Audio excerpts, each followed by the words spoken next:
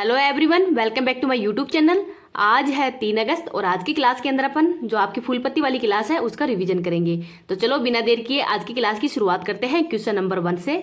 World coin crypto project है, ये किसने लॉन्च किया है? तो ओपन एआई के द्वारा ही लॉन्च किया गया है। तो ओपन एआई है, इसके सीईओ कौन है? तो सैम अल्टमैन है। और जो ओपन एआई है इसके द्वारा चैट जीपीटी हो भी लॉन्च की गई थी। तो ये वर्ल्ड कॉइन क्रिप्टो प्रोजेक्ट है, ये क्यों लॉन्च किया गया है, इसका उद्देश्य क्या है? तो जो सार्वभौमिक डिजिटल पहचान के लिए इसको लॉन्च किया गया है।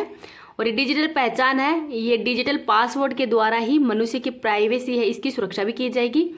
और इसमें सेवा है वो ऑनलाइन एक्सेस किया जाएगा तथा सामने वाला मनुष्य है, रोबोट है या फिर साइबर क्राइम है, कौन है ये, तो इसकी भी पहचान की जाएगी। तो इसके लिए आर्म डिवाइस है वो भी लॉन्च किया गया है और इसकी पहचान है वो मतलब आंखों के माध्यम से इसकी डिजिटल पहचान भी की जाएगी आर्म डिवाइस के माध्यम से ही। तो इसको भी याद रख लीजिएगा। अब देखते हैं Lalan top question. Trends launch किसने किया है? तो मेटा के द्वारा ही। तो मेटा के अंदर फेसबुक, व्हाट्सएप और इंस्टाग्राम ये सब इसकी के हैं। बार्ड किसने लॉन्च किया है? तो गूगल के द्वारा ही लॉन्च किया गया है। लिसा ये उड़ीसा के अंदर ही जो क्षेत्रीय भाषा एंकर एआई आधारित है, तो क्षेत्रीय भाषा के अंदर ही एंकरिंग करेगी। आगे है national dairy research institute Karnal Haryana के अंदर ही गिर नस्ल की गाय का पहला मादा क्लोन बनाया है, तो इनका नाम है गंगा। तो इसको भी याद रख लीजिएगा। अब इसकी क्लास की पीडीएफ है वो टेलीग्राम पे डाल दूंगी। टेलीग्राम का लिंक इस वीडियो के कमेंट सेक्शन के अंदर मिल जाएगा, तो वहां से आप इसकी पीडीएफ प्राप्त कर सकते हैं। अगर आपको वीडियो पसंद आ रहा है तो प्लीज़ आप इसको ज़्यादा से ज़्यादा लाइक एंड शेयर कर देना। और अभी तक चैनल पर नए हो, चैनल को सब्सक्राइब नहीं किया तो चैनल को सब्सक्राइब भी कर लेना। आगे देखते हैं question number 2। World wide web day WWW कब मनाया जाता है? तो 1 अगस्त को मनाया जाता है। पहली बार 1991 को प्रस्ताव पारित किया गया था और इसके खोज करता है 1989 के अंदर ही टिम बर्नस ली। तो टिम बर्नस ली है, उनके द्वारा इसकी खोज की गई है। और इसके अंदर क्या आवश्यक होता है? तो जो इंटरनेट की कनेक्टिविटी है वो इसमें आवश्यक होता है, जिससे कि collection of web pages and websites. तो ये WW है, ये कलेक्शन है वेब पेजेज और वेबसाइट्स का ही। तो इसको भी याद रख लीजिएगा। अब देख लेते हैं ललन टॉप क्वेश्चन। भारत छोड़ो आंदोलन है वो 9 अगस्त 1942 को शुरू किया गया था। राष्ट्रीय युवा दिवस 12 अगस्त को और अंतर्राष्ट्रीय जो हाथी दिवस है वो भी 12 अगस्त को ही मनाया जाता है। राष्ट्रीय युवा दिवस 12 जनवरी को मनाया जाता है। राष्ट्रीय हथकरघा दिवस 7 अगस्त को मनाया जाता है। 7 अगस्त को ही मनाने का कारण क्या है? तो 7 अगस्त 1905 को ही स्वदेशी आंदोलन है वो शुरू किया गया था। भाला फेंक दिवस ये भी 7 अगस्त को ही मनाया जाता है। इस दिन नीरज चोपड़ा के द्वारा ही टोक्यो ओलंपिक के अंदर पहला गोल्ड मेडल जीता गया था। आगे है राष्ट्रीय खेल दिवस 29 अगस्त को मनाया जाता है और इस दिन मेजर ध्यानचंद की जयंती भी है। तो इसी उद्देश्य से 29 अगस्त को ही राष्ट्रीय खेल दिवस मनाया जाता है। क्वेश्चन नंबर 3 देखते हैं। ताइवान इलेक्ट्रॉनिक्स कंपनी फॉक्सकॉन के द्वारा ही किस राज्य में मोबाइल कंपोनेंट विनिर्माण सुविधा है वो स्थापित करेगी? तो तमिलनाडु के अंदर ही।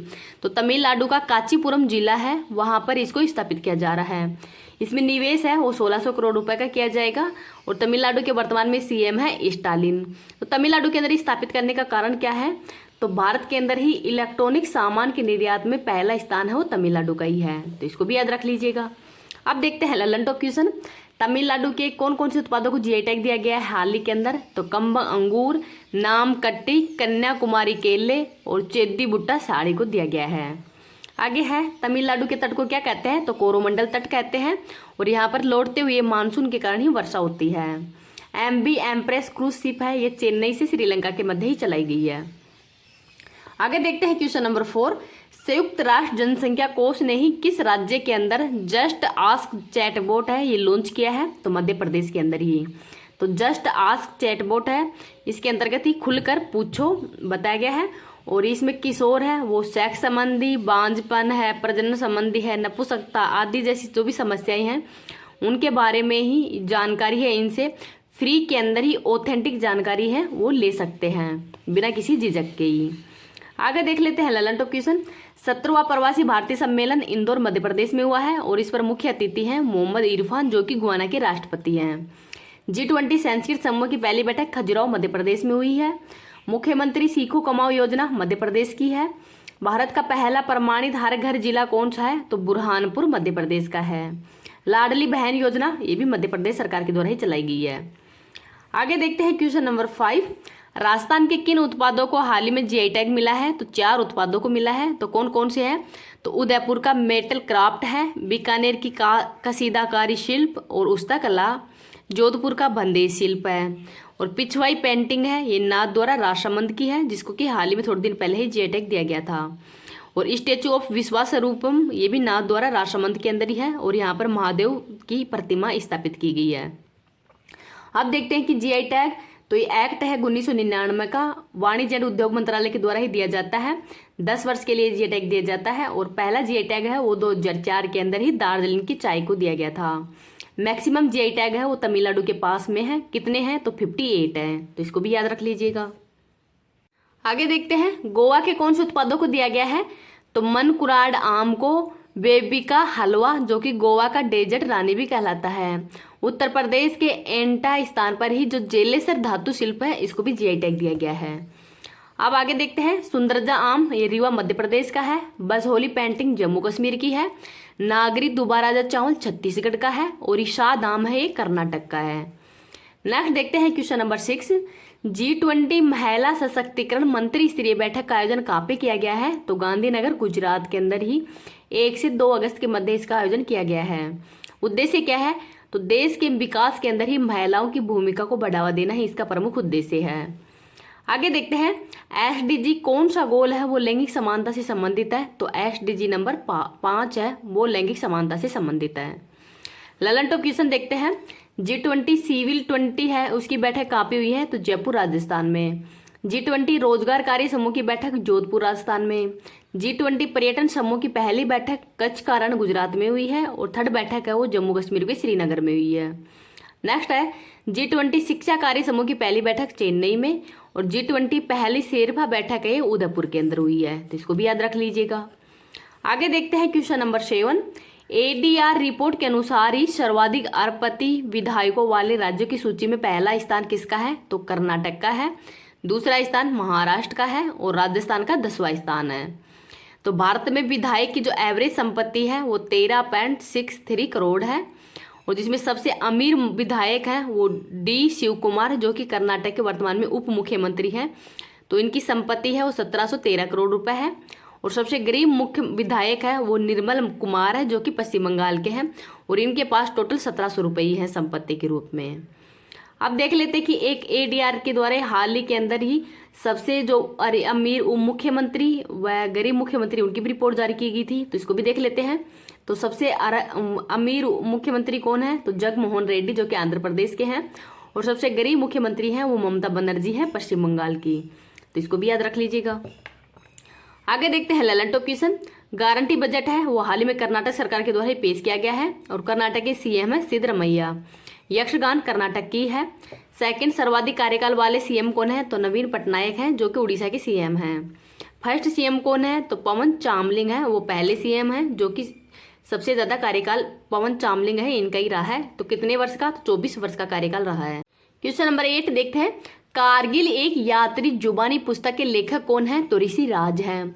तो ये इसी पुस्तक के अंदर ही कारगिल युद्ध से पहले दिन से लेकर ही 26 जुलाई 1999 तक जो ऑपरेशन विजय चलाया गया था उसके बारे में उल्लेख है।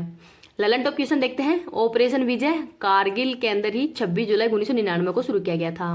ऑपरेशन मेघदूत सियाचिन विजय के लिए ही 1984 में।